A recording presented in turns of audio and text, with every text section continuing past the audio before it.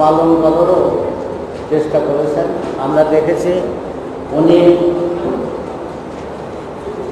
একজন বক্তা বলেছেন যে উনি কিন্তু শুধু সাংবাদিক ছিলেন, সাংবাদিক হলে তিনি একজন নাগরিক, তিনি একজন রাজনীতি ছিলেন, রাজনীতির দর্শন।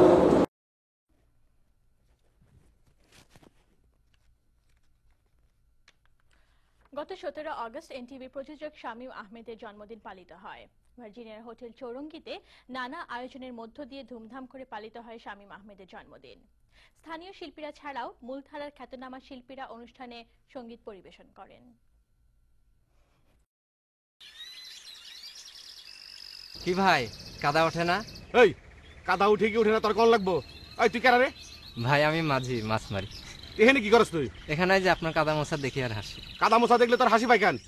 এইভাবে কেউ কাদা মোছে ভাই, এই জন্যই হাসি পায়। তোর আর কি করলে হাসি পায়? এখন আপনারা দেখলেই হাসি পাই ভাই।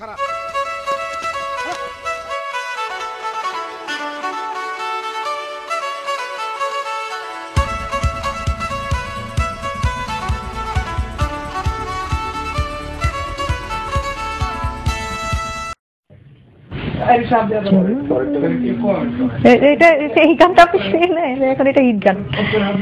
চলা দেঙ্গে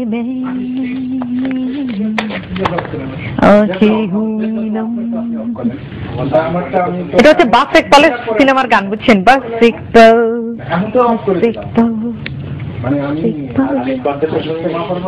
হ্যাঁ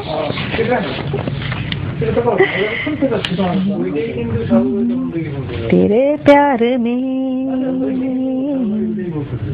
কাজের জন্য এটা দেওয়া যেতে পারে। কার নাম? আমার নাম সখিনা। ওরে সখিনা।